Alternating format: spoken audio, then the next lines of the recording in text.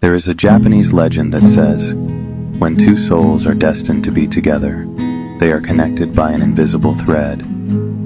No matter the time, place, or situation, this thread may stretch or tangle, but it will never break. Another legend says, if a boy ever loses his loved one, he will search for her in everyone he meets. If you can't sleep at night, it's because you're awake in someone else's dreams. The sun and moon yearned for each other, but time kept them apart. So, God painted the skies with eclipses, proving that even the most improbable love can unite. You wear the face of who you loved most in your past life. When our eyes meet, the whole world falls silent and time stands still. Nothing else exists apart from you and me when our eyes meet. If you're losing everything, remember, trees lose their leaves every year, yet they still wait for things to come. It took me 3 years to understand this. You can't force someone to love you. I spent so much time fighting for one-sided affections, trying to prove my worth to people who clearly didn't see what I was offering them. I thought that if I was kind enough, caring enough, present enough, maybe they'd end up seeing in me what I hoped they'd see. But the harsh reality is that you can't beg for love. These 3 years have been a journey, a series of lessons learned in pain and hope, and you're one of the people who figured that out. I finally understood that love has to be reciprocal to be true. It has to come naturally, without you having to overexert yourself or lose yourself in the process. I learned the signs to recognize unrequited love, to listen to my intuition and whispers that I deserve better. I have learned that my self-esteem doesn't depend on the approval of others. I have learned to love myself, to recognize my own merits without needing someone else to validate them. When they asked him, "Do you love her to death?" Mahmoud Darwish responded, "Speak of her over my grave and watch how she brings me back to life." I think I wait for people to hurt me, and when they do, I feel a certain smugness at being right. And after that, I just feel pain. You say there is no such thing as love, and you say it like this because it's easier than saying, if there is a thing as love, then why does it elude me? If love really exists, then why does nobody love me? I am destroying myself so other people can't, and it's the worst kind of control, but it's the only form I know. Sometimes you just have to say to yourself, I'm going to let myself be happy today. I'm going to have a good day and not feel guilty or worried or undeserving of it. And I don't know what will happen tomorrow, but that's okay, because I'll deal with it when it happens, and that'll be okay too. One day I thought to myself, it's time I did something for me and no one else. And so I left, and I never looked back. Seems like you forgot again. Let me remind you, when it was hard, and you were overwhelmed, and felt afraid, and walked alone, and felt invisible, and didn't have the answers, and couldn't see the way, and wanted to give up, you kept going. May you never forget that. What's done is done. What's gone is gone. One of life's lessons is always moving on. It's okay to look back to see how far you've come, but keep moving forward. Stop waiting on someone to come and save you. If you fail, it's okay. Keep trying until you succeed. Be your own hero. It was never about surrendering to reality and tossing away your dreams. It has always been about sticking to your life vision, even in the most terrifying times, till it radiates in your reality. It's the hardest things in life, the things that stress you out, that build character and make you stronger. Do people get tired of each other after being together for a long time? When two people spend a lot of time together, they become very familiar with each other. You might argue about small things and feel tired and start thinking that you don't like each other anymore and that you're not a good match. Then you meet someone else and you feel like that person is great for you, even better than your current partner. You have fun conversations that seem to last for hours. You treat each other with kindness, and you seem to forget about your current partner. But in this moment, It is important for you to remember that when you first got together, you also had endless things to talk about. You should know that feelings can become ordinary over time, and it's only with people you don't know well that you have a lot to talk about. Real feelings show up when you have nothing to talk about, and excitement turns into true love. If you can overcome this phase, then you realize that there's nothing in this world that can break your bond. People think a soulmate is your perfect fit, and that's what everyone wants. But a true soulmate is a mirror. The person who shows you everything that is holding you back. The person who brings you to your own attention so you can change your life. A true soulmate is probably the most important person you'll ever meet, because they tear down your walls and smack you awake. But to live with a soulmate forever? Nah, too painful. Soulmates, they come into your life just to reveal another layer of yourself to you, and then leave.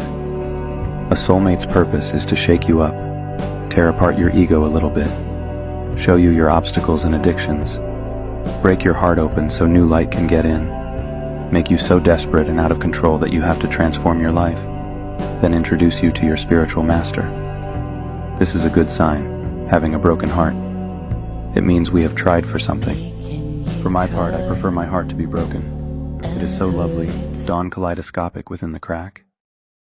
You took away my innocence, unlocked a version of me that was completely foreign, but that was the attraction, right? Breaking something that has never been broken. Being the first to touch me, to care for me, to lie about loving me. I'm not a clueless child. I know what you were doing.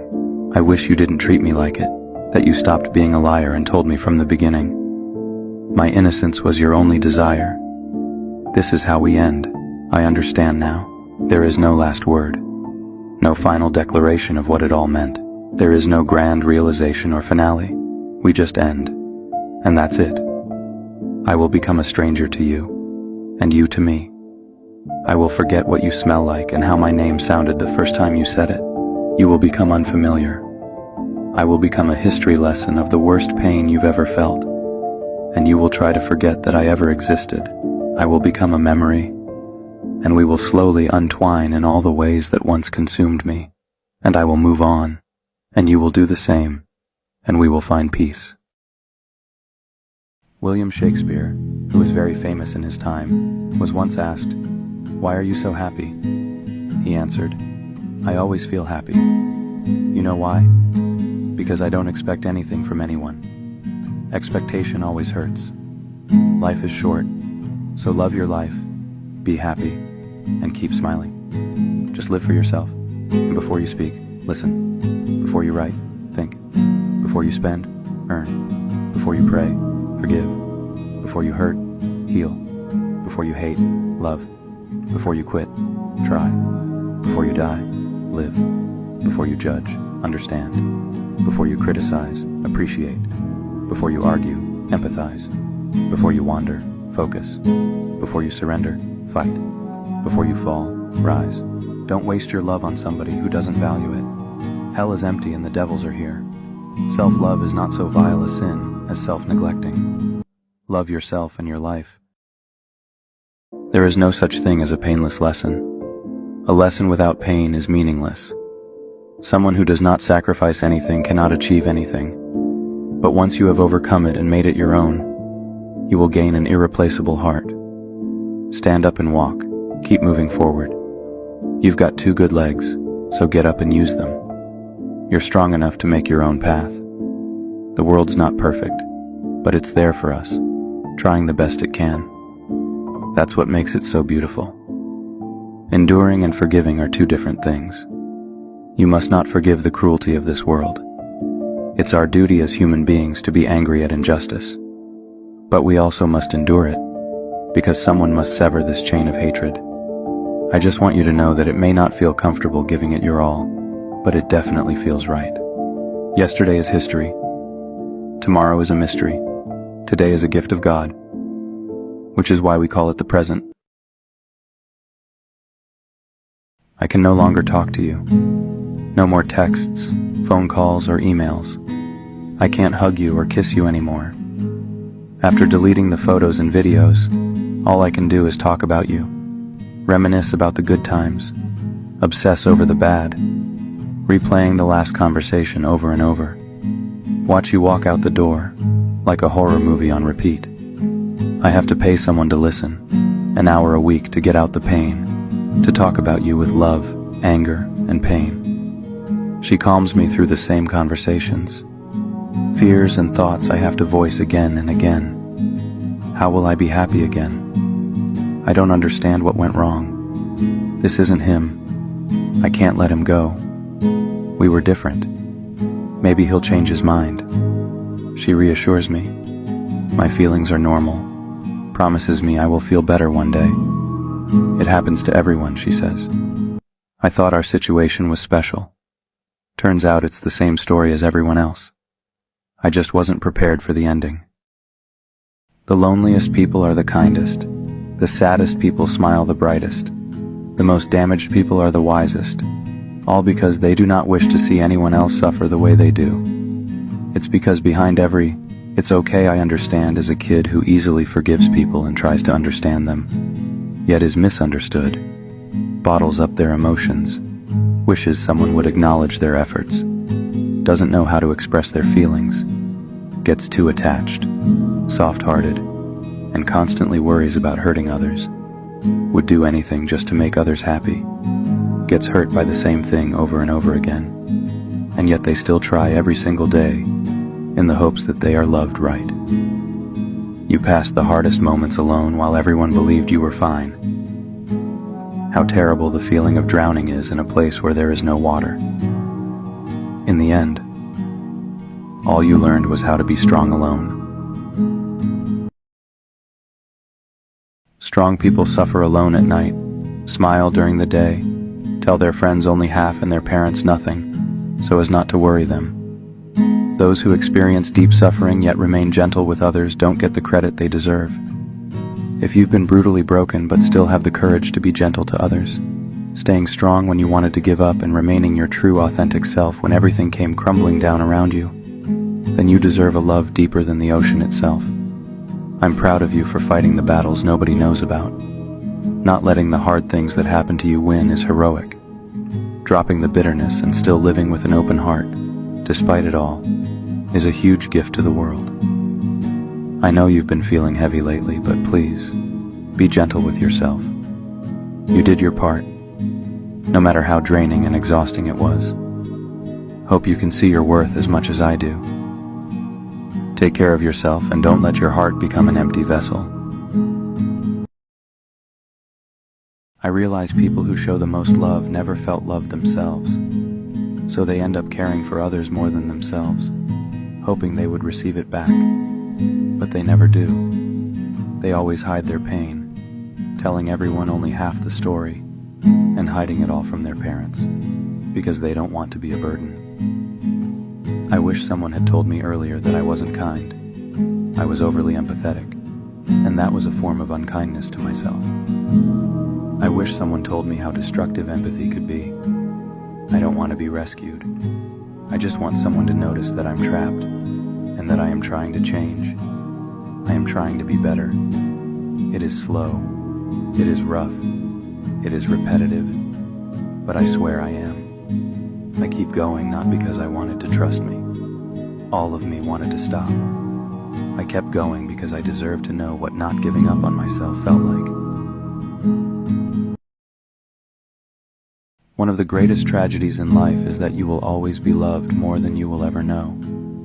Someone in your class finds your presence inviting and warm, even if you've only exchanged a few words with them, or maybe none at all.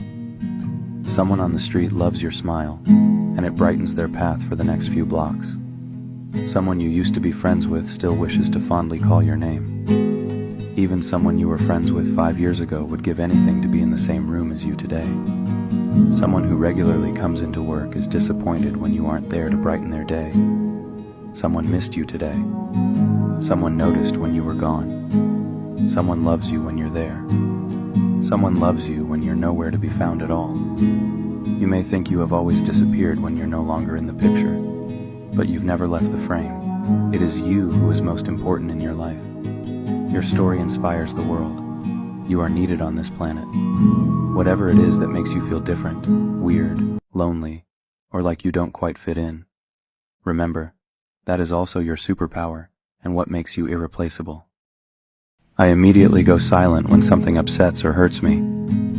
It's a coping mechanism I have developed over time. Instead of expressing my anger or frustration, I simply withdraw and try to process my emotions in private. I prefer handling my emotions on my own. I'm always craving to be understood by someone who appreciates my silent side in my most random days. Sometimes I'm annoying and loud, but most of the time, I'm just quiet and too sad to converse. I want to say cheesy stuff, be weird, and share my nonsense stories randomly without feeling like I'm bothering them. We can have deep and meaningful conversations because we're always ready to listen to each other. I desire someone who understands every bit of me and loves me just the way I am. A soul connection. I never know how to talk about my feelings. I talk to myself in my head a lot about how I feel, and I explain it so well, but getting it to actually come out of my mouth is so hard. The paradox of wanting not to exist yet actively avoiding death is evidence that one ultimately wishes for hope rather than disappearance. It's the unconscious's want to die, but because the unconscious doesn't know what death is, it wants to have no control because that's the closest thing to death it can think of. The death drive is the reason people stay in bed scrolling on their phone for hours, or why people stay in abusive relationships, because in doing those things people give up control of their life. This relinquishing of control offers a semblance of relief from the burden of existence, providing a temporary escape from the complexities of life. However, it also perpetuates a cycle of stagnation and suffering, ultimately hindering personal growth and fulfillment. This revelation ultimately serves as a catalyst for self-awareness and growth. Just as when we come into the world, when we die, we are afraid of the unknown. But the fear is something from within us that has nothing to do with reality. Dying is like being born, just a change. You did good today, really good. You might not see it. You might think it was just another day, but it wasn't. Every step you took today was a step forward, no matter how small. You faced challenges, you overcame obstacles, and you kept moving. Remember, every effort counts. Every bit of progress matters. You're building a better tomorrow with every action you take today. The struggles you face, they're just stepping stones, leading you to greater heights. You're stronger than you realize, more capable than you give yourself credit for. Be proud of yourself. You're doing the work, making things happen. Your journey is unique, and every twist and turn is shaping you into the incredible person you are meant to be. Sleep well, knowing you are on the right path. Accept yourself, love yourself, and keep moving forward. If you want to fly, you have to give up what weighs you down. Angels can fly because they take themselves lightly. Maybe the word forever was meant for memories and not people. While it may be harsh, it's also 100% true, and a lesson that all of us will come to learn at some point in our life. It's hard to accept that our desire to fall in love, make new friendships, or connect with someone on a deep level also puts us at massive risk of getting hurt. Because people can change how they feel about you, or life can set you on different paths, and there is nothing you can do about it. This risk is real, because for many, grief never really goes away. It just lessens over time, hopefully. The kicker is, having beautiful relationships with people makes life so much better and ultimately worth living. But the somewhat inevitable loss of them can feel like the most tragic thing in the world. This message isn't meant to be sad. It's something all of us as humans have to deal with. It's a message to say that if you're going through loss of any sort, even though you may feel alone, you most definitely aren't. When another person makes you suffer, it is because they are suffering deeply within themselves, and their suffering is spilling over. They don't need punishment, they need help. That's the message they are sending. All behaviors make sense if you understand a person's belief system. All beliefs make sense if you understand a person's experiences. People have a hard time letting go of their suffering out of a fear of the unknown. They prefer suffering that is familiar. Letting go gives us freedom. and freedom is the only condition for happiness. If in our heart we still cling to anything, anger, anxiety, or possessions, we cannot be free. Many people think excitement is happiness, but when you are excited, you are not peaceful. True happiness is based on peace. Hope is important because it can make the present moment less difficult to bear. If we believe that tomorrow will be better, we can bear a hardship today. I remember that first night we stayed up past 3 a.m. and all we did was talk. I remember thinking that I could listen to you talk forever, and how I've never felt that way about anyone before. I remember that night at 3 a.m. That was the moment I fell in love. It took me a long time to realize that not everything in life is meant to be a beautiful story. Not every person we feel something deep and moving with is meant to make a home within us, is meant to be forever. Sometimes people come into our lives to teach us how to love, and sometimes people come into our lives to teach us how not to love, how not to settle, how not to shrink ourselves ever again. Yes, sometimes people leave, but that's okay, because their lessons always stay. And that is what matters. That is what remains. Love never dies a natural death. It dies because we don't know how to replenish its source. It dies of blindness and errors and betrayals. It dies of illness and wounds. It dies of weariness, of witherings, of tarnishings. I was kind. Even when you didn't deserve it, I was kind. Even when you treated me so badly, I was kind. Even when I heard everything that you had said about me, I was kind. And I wasn't kind because of who you are. I was kind because of who I am. I don't pray for you to be punished. That's too easy. I only pray that I have the courage to continue to be kind, no matter what you do. Sometimes, being kind is like planting seeds. You scatter them without knowing if they'll grow, but you do it anyway, hoping they'll blossom into something beautiful. It's not about getting something in return. It's about giving without expecting. Kindness isn't weakness. It's strength in its purest form, a gentle force that can change hearts. So, I'll continue to be kind, not because it's easy, but because it's right.